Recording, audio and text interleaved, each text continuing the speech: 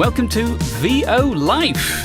Today we're really excited to have an accent expert on the podcast. Amy Walker, I consider to be the finest accentologist the world has ever seen, as well as being incredibly talented and beautiful. And she's on the podcast right now. Hello, Amy. Hello. Wow, that was maybe my favorite little intro ever so far. Good. I aim to please.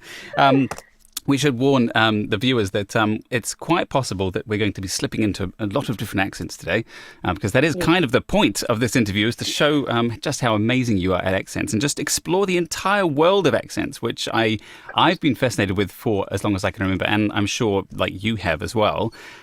Take us back to like when you first like realized that there were accents and that you could kind of sponge them up. Yes, the sponge days. I'm still a sponge. Probably watching Mary Poppins, and just my brain. I remember laying in bed at night, and my brain would be going over, Ellen's lines.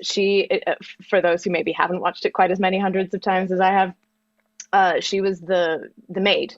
Yeah, like the one who would take care of the children. And it wasn't really her job to take care of the children, but she would anyway. And so like the difference between how she would talk and how Mary would talk and how the cook would talk. And she'd say things like, "Go, you don't think the lion could have cut them to you. You know how fun they was banging around the cage." And I was like, what is she saying? They look like words. People apparently understand what she's saying. Yeah. And I would just roll those things around in my head, and I would remember the shapes of them. And especially what was really helpful is when I would watch musicals and there were lyrics, because then I go, oh, I know this word, something, something, something, and it would rhyme with that. So then I would be figuring out what the words were. And then from there I would go, okay, so that's how we say it if we're from there. Or, Mary says, each day to the steps of St. Paul's. And I'm like, okay, so it's not St. Paul's, but, it's St. Paul's. So then I would just like log those things away.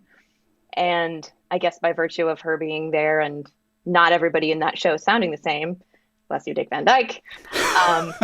I was going to bring it up. Because it's so funny that we first land on Mary Poppins because like the number one worst accent of all time, of course, appears Dick Van Dyke has just beautiful rendition of a Cockney accent, which is so bad it is actually good. Like it's an accent all unto itself. All unto itself. And, they didn't give people the tools then. This is pre-YouTube. Yeah.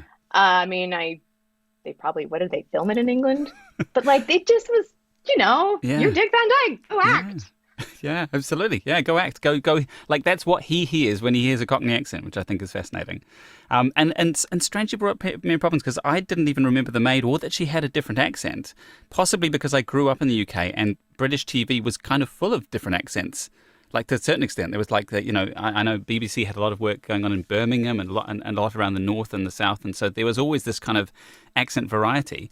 Whereas I guess it's kind of different in the US, where there's like standard American, and is that all you get on TV pretty much in America? Like, when I was growing up, yeah, unless it's a character piece or Disney, or a villain, but it was just mostly, and they didn't even call it standard American, as if there is such a thing.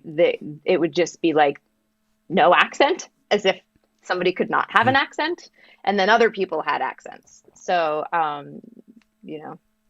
yeah, there's a whole nugget in there. Yeah, there's still so many briefs that come through from my US agents calling for an American accent that just say no accent. They don't even say that American accent, but like standard or Gen Am as it's now known as, but that it's still kind of a hangover from the days of like, oh, you're on screen. Well, you're this kind of vanilla flavored, kind of Californian accent. LA accent feels like it's the standard American accent, right?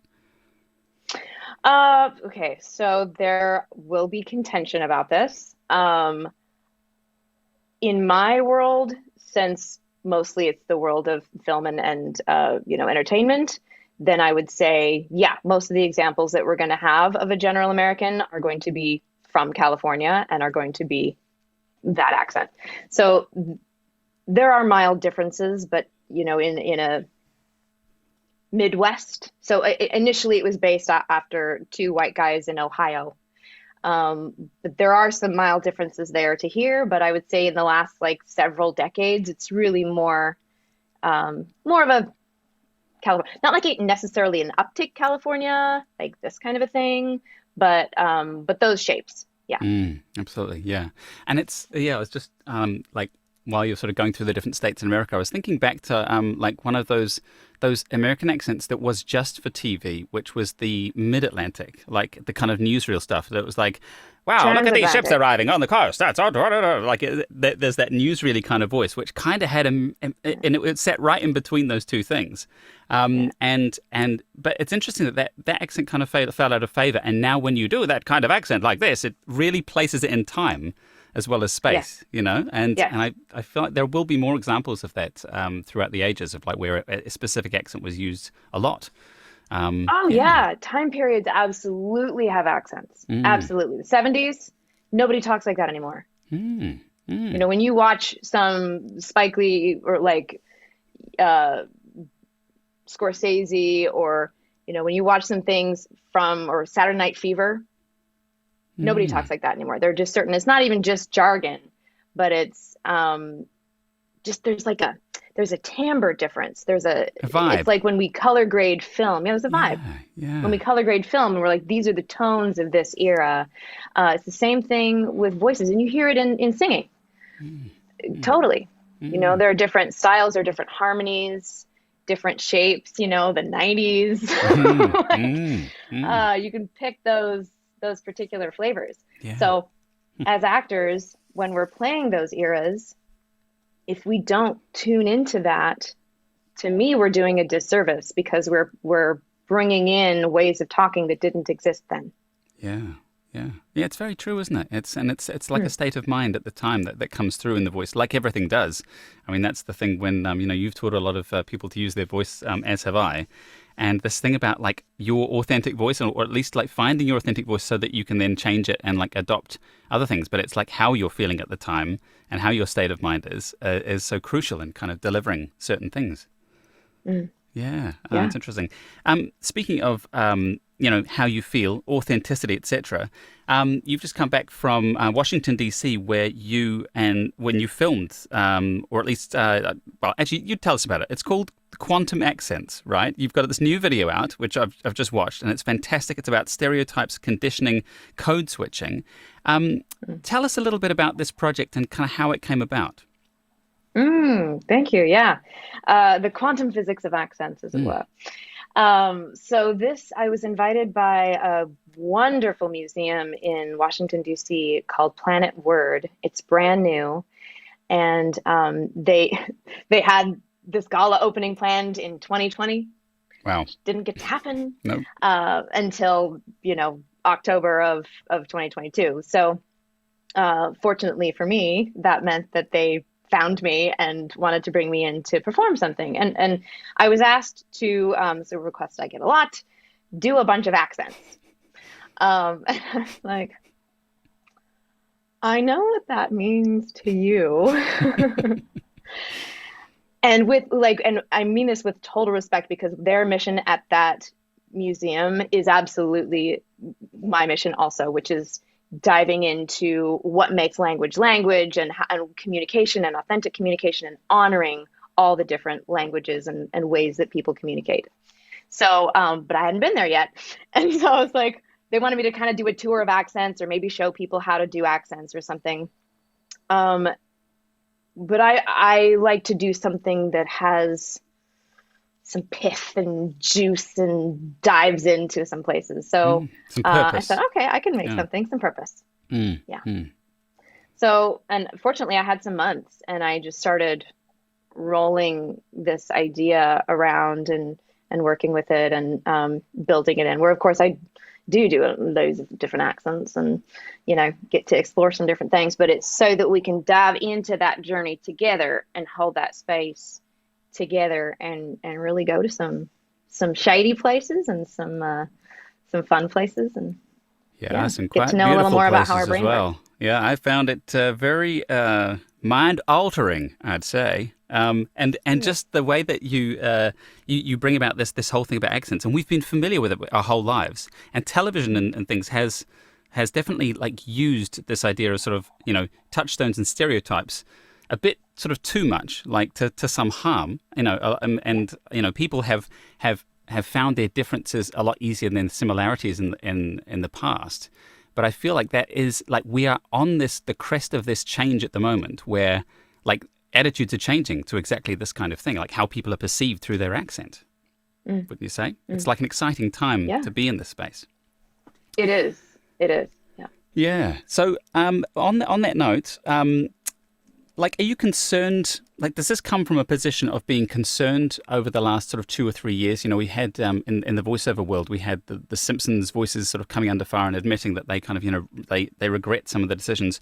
Back when it was kind of okay to do accents that were kind of insulting to people and culturally, appropriating stuff. Yeah. What's been your journey through that sort of stuff? Because as someone that does accents, like it's difficult to ride the line of being able to talk like someone else and then Yeah. to do the stereotype and overdo it and be unkind. It is a fine line Mm, to walk. So how have you sort of navigated that space in your career? Yay. Important topic. Because it's not just kind of harmful, it's very harmful. Hmm. And God, there's so many different angles I want to go at with this. So, it wasn't okay. It's just that white people among white people decided that it was okay because we weren't paying attention Yeah. to Yeah. yeah, we weren't Hmm. paying attention. Yeah. So, um, so, and with voiceover, nobody sees the actor. So, when I first started in voiceover, I got all kinds of castings. I have even been at a job that I booked for something, for a white character that then they were like, "Oh, can you just do this voice?" And I'm like, "What? No." And so I started having to say, like, "Can you do the voice of a black boy?" Like, no. Hmm. So, or not even can you, just like, "Oh, and then you can do this character also because we booked you for the whole 4 hours." Um, so I had to start um, just being really clear also with my reps, like when I turn something down, saying I'm not turning this down because of this and this. And, because that job should go to a person, then Hmm. one of the bazillion brilliant actors of that actual ethnicity. Hmm. So I think like with more people speaking out and more listening that's going on in the industry, it is changing. I definitely see more breakdowns that just state the ethnicity, and we get a lot of.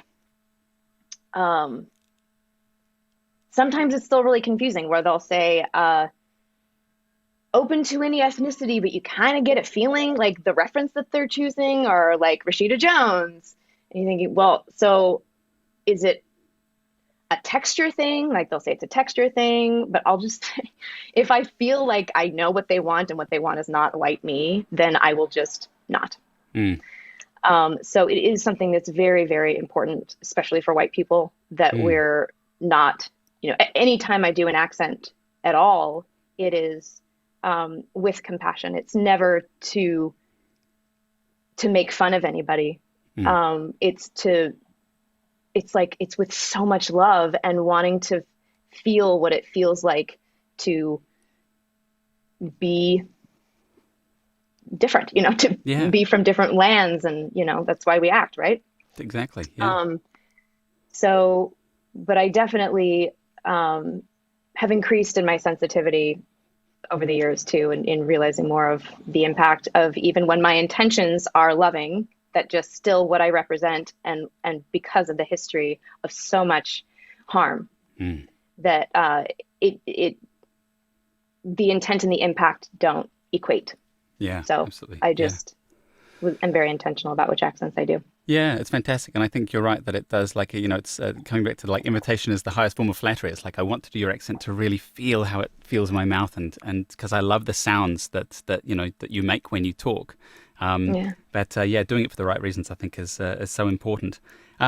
Speaking about sort of adopting accents that people have from other cultures and stuff. Do you think some people are naturally better at some accents, adopting others? Because I've always found that when I've been around people with strong accents, I will just start to do it, like almost involuntarily. And but when I've tried to teach accents to some people like my sister, for example, who also grew up in the UK and moved to New Zealand, she still sounds like she got off the boat yesterday. She doesn't even hear the fact that she has a different accent and everyone's sort of Yeah. talking differently. Um, Yeah. and it's a bit of a spectrum, I think, in between that there are the total sponges. But when you sort of, are teaching people, do you think some people are naturally just pick it up quicker than others? Yeah, I mean, I think there's a cross section of natural and practice Mm, for sure. Those of us who are hearing, are all growing up little sponges. And so we first learn to sound very much like who we're hearing. mm, In my experience, what happens even with people who say that they're tone deaf and we're working on singing, I know they're not tone deaf because they would not sense when they talk if they were tone deaf. mm, We are very specific, da da da da da, in how we talk. You know, just those particular melodies mean if I go, you know what I'm saying just from that tune, or right? exactly. Yeah. And like those intervals, if they actually were deaf of tone, they would not be able to hit those exact intervals. So that means to me that there's some interference in how they're listening and what they're allowing themselves to do. So perhaps they were told to be quiet. Perhaps they were told that they can't sing or that they sound bad or something. And so different things can happen. Sometimes people turn off a part of that hearing and then just like start going and sing more, or Mm, sometimes they get quieter. And sometimes the ones that just go and they go like, well, we're going up, so I'll just go up in some way. It's like that side of perfectionism that will just do something and get it out there and be like, well, I couldn't be perfect because I can't pay attention to it because I don't have time. mm, mm, And on the other side of that, it can be so much focus and so much constriction that then there's another piece of it that they're not listening to. So the fascinating thing for me and why I love coaching is because it's just about opening into what doors need opening in the brain of this person who grew up doing this thing where we just sponge and repeat. Yeah, absolutely. Yeah. And yeah, it's interesting to find those kind of trapdoors or those things that do free people, because like it's amazing when you give people permission. Sometimes people don't even Hmm. know they need to be given permission to do something. They don't even know it's an option until you say, like, I love my one of my art friends. We used to just like muck around with role play and stuff, and there was this really sort of quiet girl, and he was like, what do you think the loudest sound you could possibly make is? Like, just give someone permission in a quiet room and just like, with soundproofing, and just say, we're going to like make the loudest noise you've ever made in your life here. And just like the ability to just shout and make noise is so Yeah. freeing. And you realize it's like, I could Yes. actually do this at any time. It would have implications sometimes and it may not be appropriate, but you can do it. Like You it's an can do option. it.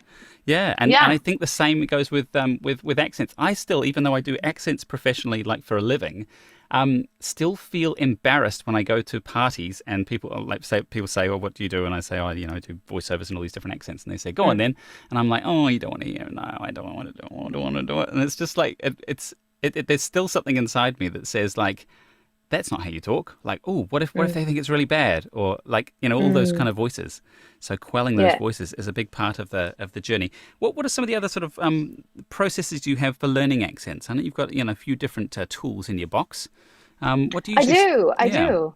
I really wanted to add a note on to what you Oh, were saying about sure, the previous absolutely. question Yeah. because I didn't get to that part about the work. Mm, mm, So there's that part of that about maybe having a facility, maybe having an interest and wanting to do that more and wanting to explore it more, maybe having a musical ear. And then there's putting in the time because, and from living in another country, I moved to Australia and I could have just kept my American accent, but it made a lot more sense for me to not. But even prior to that, every play I did as a kid, I was working on some kind of an accent because I knew, to me, this is part of my job as an actor. Mm.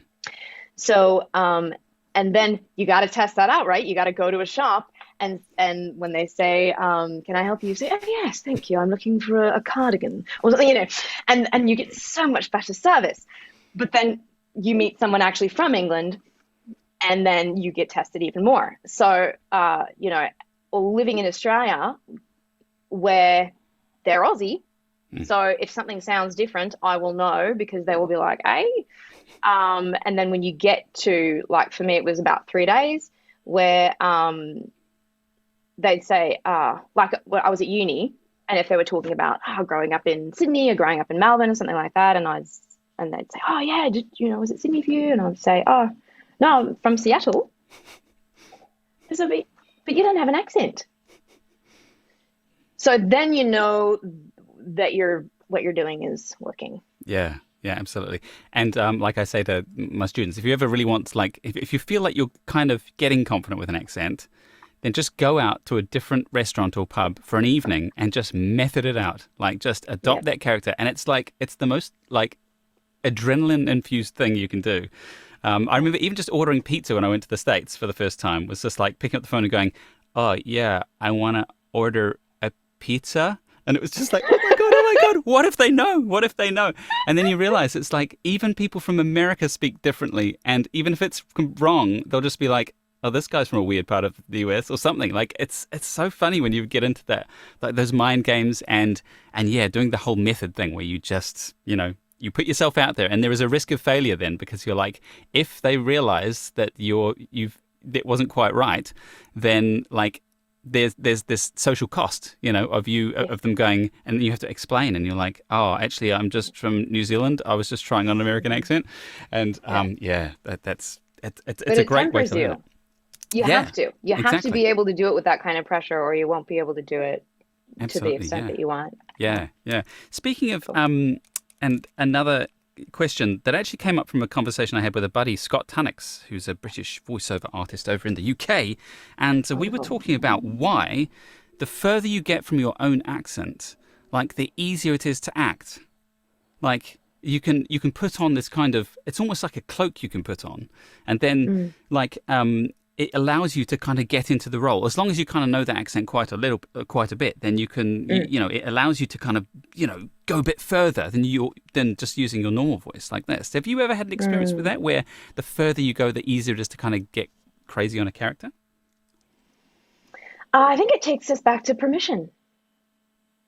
Yeah. Yeah. So if we, by giving ourselves permission to be someone quite different, we allow ourselves, because we're not actually a different person. Bubble pop, still you.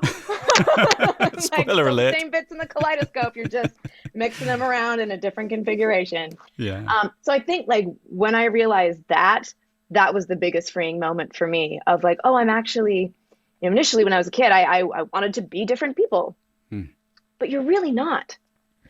And so there's something about that freed things up in my life as well.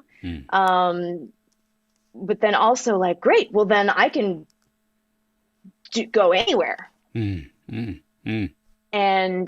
I think, I'm probably more interested in characters that have a different life experience than mine, just because I'm living this one. But in terms of freedom, I think it's I don't know if I felt more free or less free in any particular role. It's just about being completely inside it. What? How do you?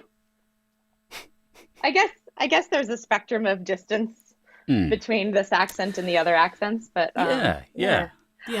Because that's true, isn't it? Because it's not a linear spectrum. It's a spectrum with all these different points. It's a spectrum. With all, I've always tried to come up with this kind of like a color wheel for accents, right? Where, because it's really, okay, if you take American and you take British, and you take Australian and New Zealand, the vowels in Australian are closer to American vowels, and the New Zealand are closer to British. So it's kind of a spectrum, like for certain words, not all words, Or but like, Scottish. Yeah. yeah, like so. I'm kind of fascinated. I'd love to kind of let it come up with a color wheel, because the other really interesting thing is that some accents, especially like New Zealand and South Africa have lots, but and Boston have direct correlates that go right through. So someone from Boston will say something. I can't think of one right now. Can't. They'll say can't. And we in New Zealand say can't as well. And so like sometimes like when you're watching something with a strong Boston accent, it's your brain just goes, whoa, he just like spoke with a New Zealand accent for a second. And you know? it just pops out at you. Yeah, and because there's just these like little portals through to like that's exactly the way I say that in my accent. And like there's some really interesting ones around the world, like the fact that like a really heavy Welsh accent sounds a lot like an Indian accent. Very Yes. similar. They're very similar melodic patterns. Yeah, and it's really easy to spill over from one into the other, like to get that kind of that pollution that comes through. And I mean, and obviously things that are geographically close have similar things. Like my Scottish and Irish always gets like quite confused. It's very easy to spill over from one into the other. Northern Irish. We should work on that on the accent wheel. The color wheel of accents. That would be interesting. Seeing which vowels are shared and which aren't. Yeah. I wonder if somebody's probably done it. Maybe. If not, get on it, Toby. Exactly. I can own this space. You do a lot of accents, but you must have one that you enjoy doing more than others, do you? Your favorite. Whatever that means. Favorite. Everyone always asks for a favorite. It just depends on what mood I'm in. You know, sometimes like, I don't know. I just like every script, every scene I ever do, I do one pass with just like Brooklyn, you know, one pass, just like something from New York, because there's something going to come out that I'm going to fight for harder, that I'm just going to say and not like pussyfoot around. I'm just going to say it. And so I want like that pass, which I'm not going to do, but it's like a layer of paint. I just want to know is there. Right. And then I also like a wee Scottish pass as well, because it's quite different. So when you're working a scene and like you get into a few little patterns, and then you do a wee Scottish pass, and it's completely different. Like it's totally going to break up all those patterns you see, because the rhythm's different, the melody's different, all of it's different. Yeah. So I like to do those things and kind of break it up. But favorites is kind of a mood thing. I really like Australian.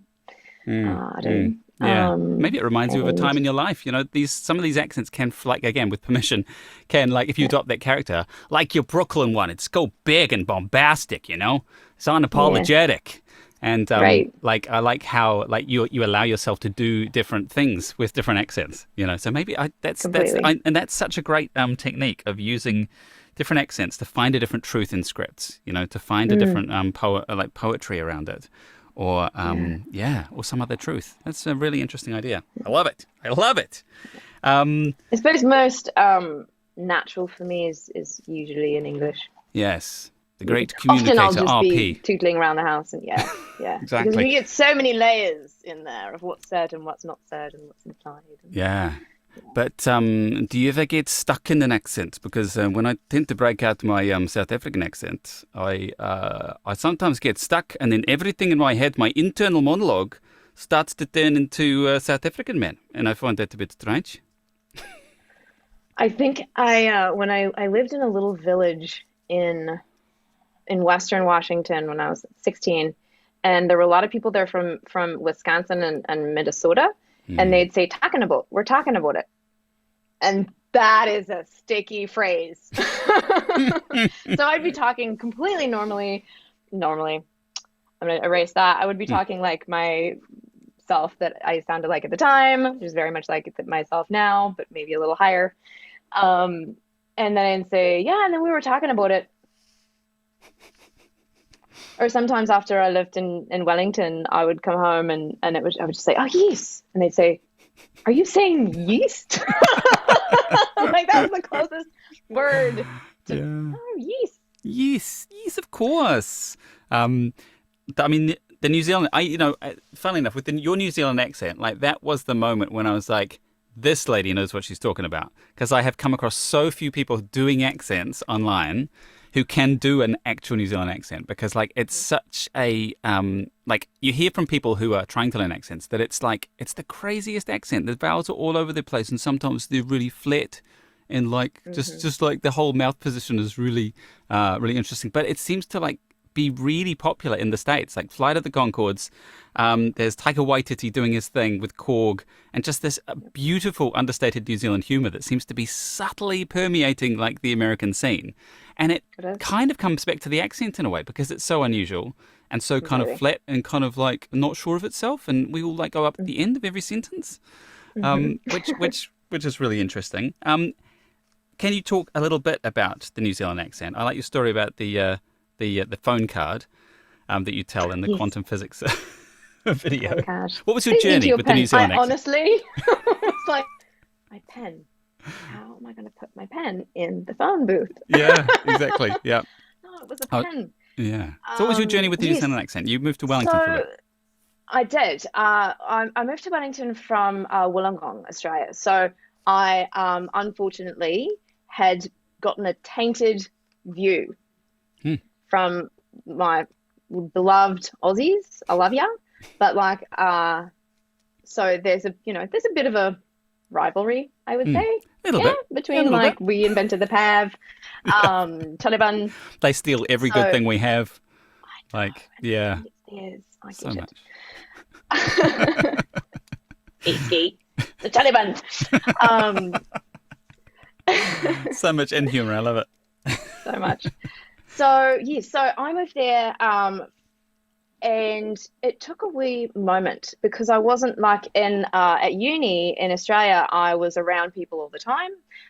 In New Zealand, I was like looking for a place to live. I couldn't work, so it wasn't. I wasn't as immersed, and I came in with didn't realize I came in with a bit of judgment. So, about a couple of weeks in, I was like, what's going on? Why aren't you picking this up? And so I think there was an ad on at the time for Messi, and it was like, it had so much uptake, like aggressive uptake, that I kind of was like, but then I started to just love, like there's something so genuine and sweet that I experience from a New Zealand accent.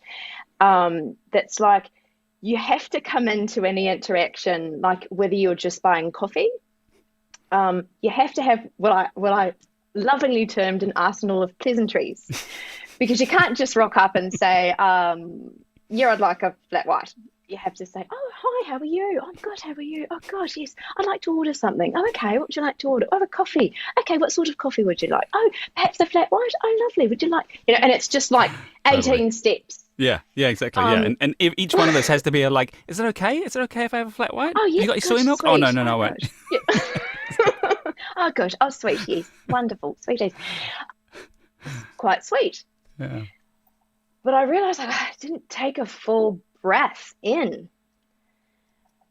And so after about a year and a half, the difference between it just being okay to be you and say what you want to say, I realized I was in my nervous system, which is not bad.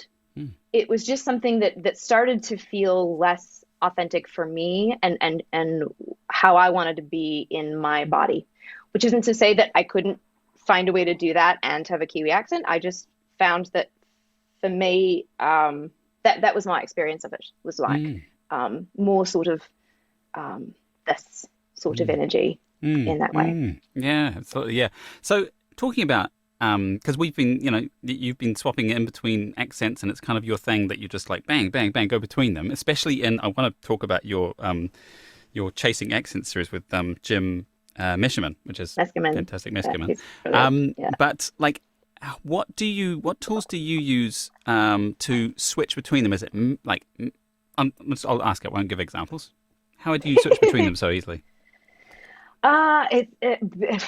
Because I burned through the hard part. Right. But when I was had this just random idea back in this little website called YouTube long ago, before it was Google, before there were channels, before there were ads. I was a struggling actress in Philly trying to figure out how to let casting directors know that I could do, if it wasn't an accent that I could already do, I would learn it and, be able to do it. So I thought, why don't I just make a little video where I introduce myself in 21 different accents in a single take? It sounds like a catchy number. And so what a little idea. But the switching, and I knew the switching was the hardest part. And I intentionally put accents together, like next to each other, like Australia to Kiwi to Australia, and like Irish to Scottish, because I knew that's the hardest part. Like anyone can take their time and get into the zone and come up and do an accent and then cut and then get into the zone and then cut. And if you find like a lot of the videos that happened after that, there are cuts, it's still rare to see somebody not cut at all. So I just kind of knew intuitively that was the hard part. So I spent a lot of time practicing where do those things live in my mouth. Sometimes when they're new, some people have like a particular line, and sometimes I've used that. Like a mnemonic. Yeah, or a literal line from a movie or something. I'm your uncle Argyle. That'll get me there straight away. And so if I spend a wee moment, I might do that, or I might, something. Or I don't want to be a pie. I don't like gravy. We mustn't panic. We mustn't panic. So you can have your little ones that'll get you there, but then at some point you have to. It's just the practice of over and over and over, so that you don't have to like have a little screensaver moment where you're doing the line secretly in your head before you can jump. Yeah, absolutely. So it's worth it because it's rare.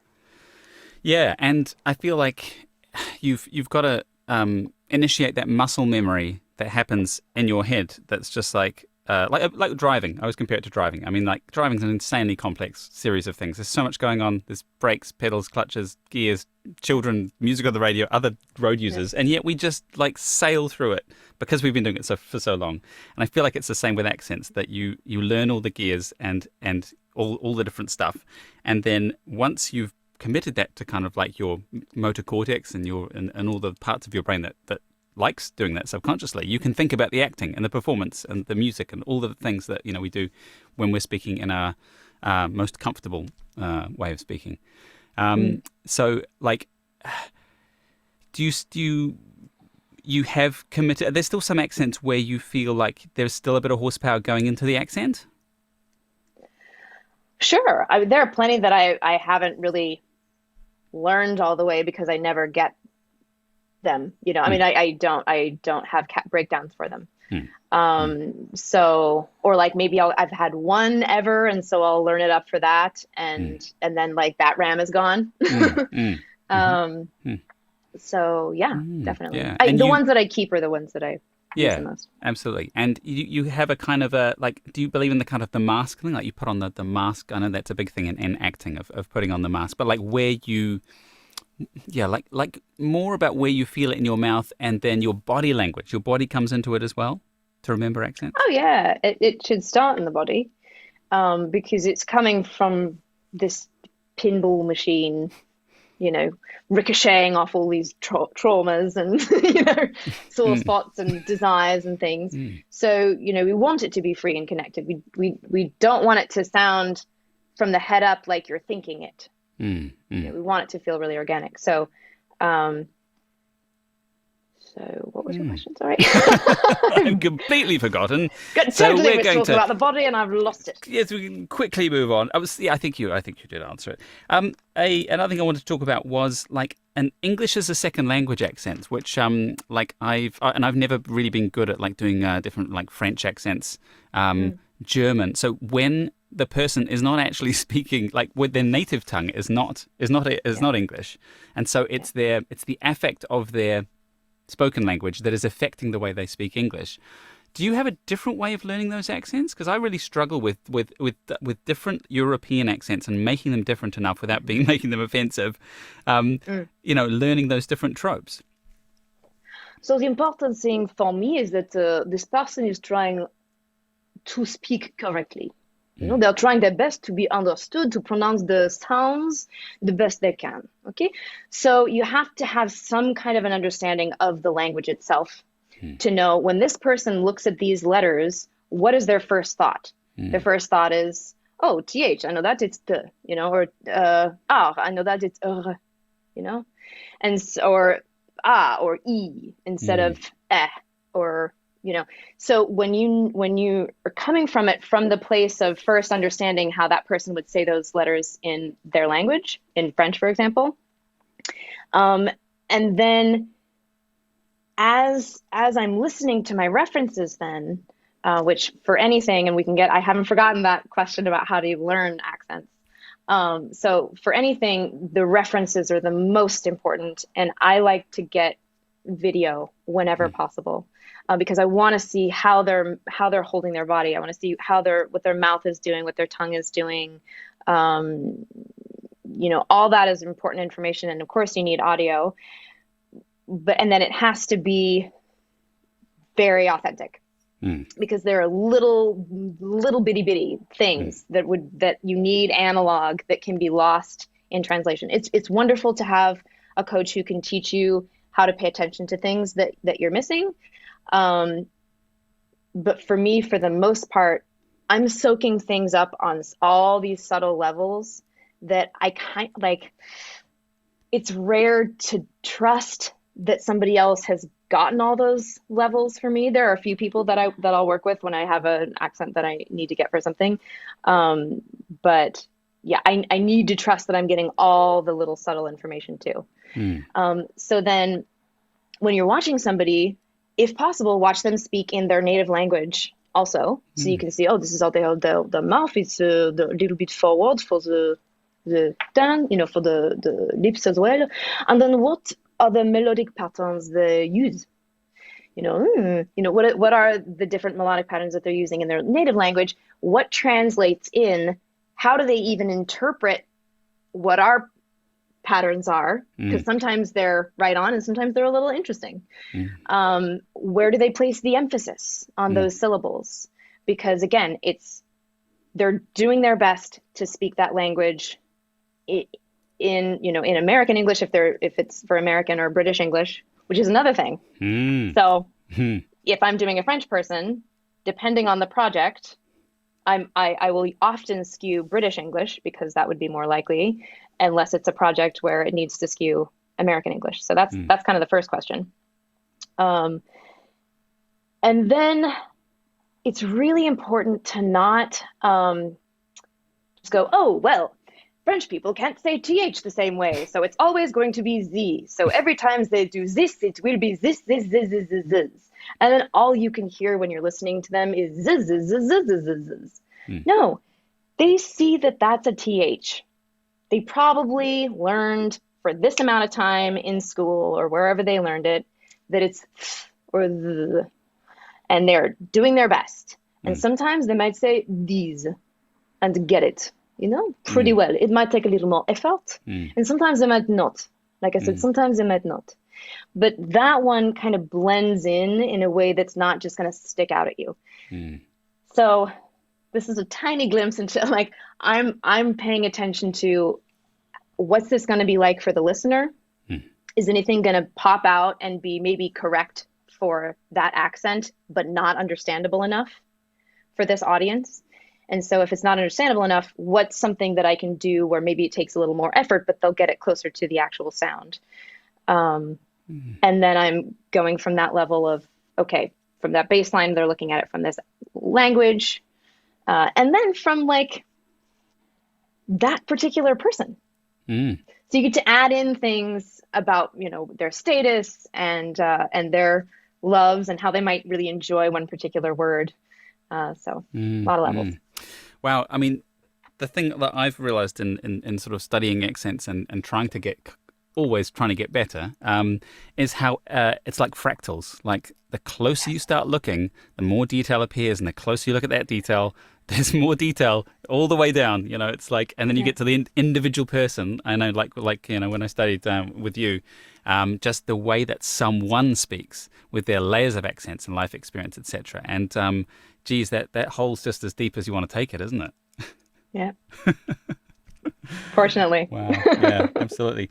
Like dialectical things are important. You kind of got there with the French accent there in terms of there are certain, like, especially when you're improvising with an accent or if you're trying to improv around a script, there's certain words which will authenticate the accent that you're in. Certain things that they say in the area, like you're saying with Minnesota, like that that little mnemonic that they have up there. And for cute. Yeah, exactly. Yeah. So how do you?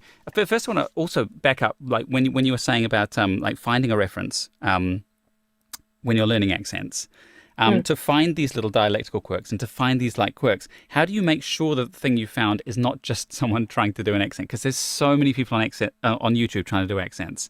Not all of them are as technically proficient as yourself, and some of them are sort of like they kind of point you in the wrong direction a lot of the times. So, what do you have any? I mean, obviously, you don't have to give away all your sources, but are there methods that you can use to try and find actual people speaking? Definitely. Yeah. How would you go about that? So I love the accent tag on YouTube because that, for the most part, is not actors. I love actors. I am one, but we think about how we sound. So if your reference is an actor, even if it's an interview, they are thinking about how they sound. And if they're from somewhere regional, there are judgments that come with that regionalism. And so they might be softening it or skewing it a little one way or something. So I like just people who were, hey, I saw this accent tag thing, and so I'm just going to do it. And, I don't care if they have one follower, if they are from that place. And it's been very genuine what I've found. And you do have to kind of search.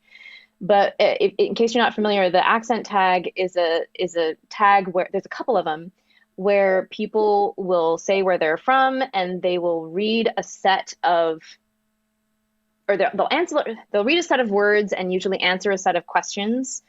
And then hopefully they'll talk a little bit at some point in the video and just be talking about whatever catches their interest. That's the gold for me, because even then they're trying to answer it right. They don't want to be stupid, all the things that they've get. And so it's interesting to hear how they'll say those things. And sometimes it's nice to hear the same word or phrase said in reference, because you can say, oh, I see how that's different. But then the gold is when they're just talking. You can soak all that up. What's their cadence? What are all those bits and pieces? There's the IDEA, the International Dialects of English Archive, which is really hit and miss. It used to be kind of one of the only, but it's just very weird. Like, I don't know why they choose the people they choose, but they'll be like, this person was born here, but then they mostly lived there and then lived here. And then it's not usually very precise in terms of like, this is a pure specimen born and bred. Of Galway. Yeah, exactly. Right? Or maybe it is, but they were born and bred in 1950 and nobody talks like that now. So yeah, that's my favorite. Yeah, and that's cool. Do you ever, for roles or for fun, mix accents? You kind of mix them up. Like, this is a person who was born here and then moved to this place purposefully? I'm trying to think if I've had that.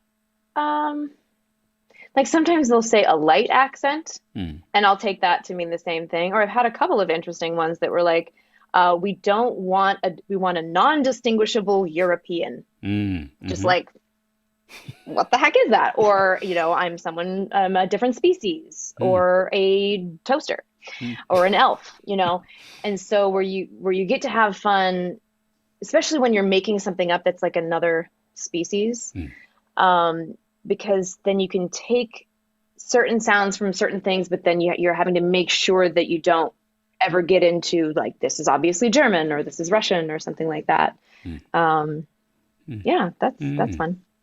Yeah, But I absolutely. haven't Yeah. had one because it can be really hard for people then if you're mixing things, then usually their brain would be like, where are they from? Yeah, exactly. And then Yeah. who Or knows what you just said. and it's I've definitely found with my mixing my sort of mid-Atlantic stuff that I do for like corporations that don't want to sound like they're just American or just British or wherever. Like, and it usually lands sort of somewhere in the mid-Atlantic with maybe a pinch of Aussie or something.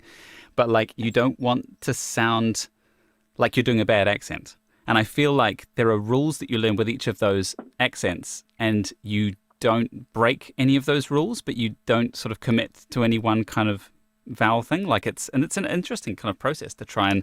and go right. We're going to go like halfway between Kiwi and British. So there's like an anglicized Kiwi, Mm. or halfway between Aussie and Kiwi is kind of interesting because you kind of lose Mm. the clarity of those different handles that you have on the accent.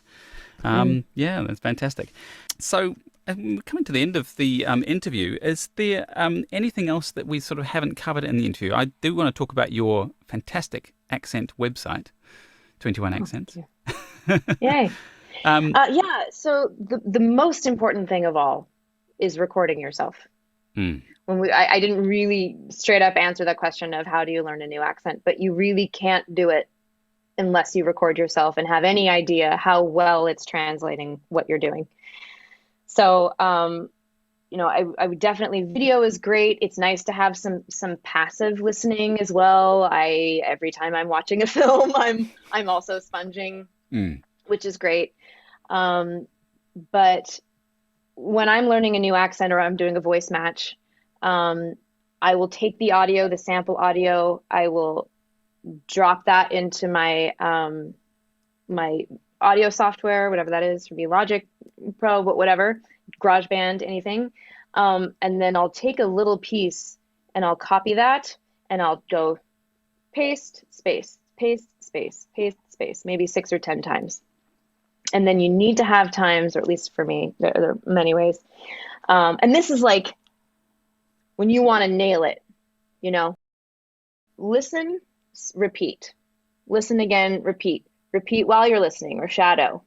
mm, And so, because sometimes you'll hear, it's really important to not only shadow, to have times when you're 100% listening and then you're speaking, but to also shadow because you'll feel, oh, they were here and I was on that note. So all those different pieces, and then you do it again, and then you do it again. But it's listening when you're 100% listening to what you just did compared to the sample. That's when you'll really hear, oh no, I thought it was this, but the tone's completely different. mm, mm. And then it's just going through all those layers. That's Yeah. kind of the basic. Yeah. Yeah, and it's I know when we worked together and I did that you really do find these a bit like the fractal thing, like you do find these truths in someone, the way someone talks, that you can. It's a funny thing because you can kind of feel it when you get it right. You're like, oh, that how I moved right then, that was it, and that little serotonin kick that's about how we learn, right? It's about when we know that we're doing something right. Yeah. So that's very useful. It's a very useful topic. So how did 21 Accents come about? Do you want to just give us a potted summary of how you've got a collection of accent teaching experts, including yourself. Did that Yeah. grow out of the success of the YouTube channel? It did. Yeah. So that video that I mentioned, 21 Accents, I had a dear friend say, you really should make a website. You should just grab that handle or that it wasn't handle, was it URL? Hmm. And so I did, and it just became a lovely kind of a what we call in LA a side hustle. Hmm. To be coaching and keeping myself really sharp in all those tools as an actor and a writer. And then Alex was somebody who I started working with, and through the course of training him over 2 years, he's from Spain originally, and now he books roles in LA as like the American Pie teenager, like just Wow. the all-American teen. And he loved it so much he wanted to teach also. So it kind of became like a platform, a way for him to teach also, and then other people wanted to teach, and so it became a little house where we can do what we love while we also have 4 other jobs. Hmm. And then now we're building a community. it's in beta right now, but we're about to launch in January, this all access membership where people, because we especially after COVID, it's great to get to work one-on-one and there's nothing like it, but not everybody can afford that. And we wanted to be able to reach more people. So it's a library of the courses and then also weekly workshops where we get to work with more people. Yeah, So it's fantastic. we're Yeah, excited about that. I feel like one of the most useful things at Gravy for the Brain, Oceania, which I head up here, is that is watching other people as well. Like watching other people have a go. You learn so much from watching other people learn. And one of my favorite things about teaching, I'm sure you find the same, is that you just learn from every student as well. Like every student learns from everyone else. So getting as many people on the call is a real bonus. So yeah, look out for that, viewers and listeners. The 21 Accents community thing sounds like it'll be a great place to try out some accents. Good Lord. Yeah, and we've got several coaches on there. Yeah, too. fantastic. Yeah. Oh, well, thank you so much for your time. I hope you enjoy the rest of your evening in cold LA now. Yes, freezing. 60, 53 even. Good Lord. I had my coat on today over my I have sweater. to remind myself, is that below freezing in Fahrenheit? I always forget. Not even close. My nervous system is outside my body. I feel it all. Wonderful. Okay, thank you so much for your time. Such a pleasure, Toby. Thank you.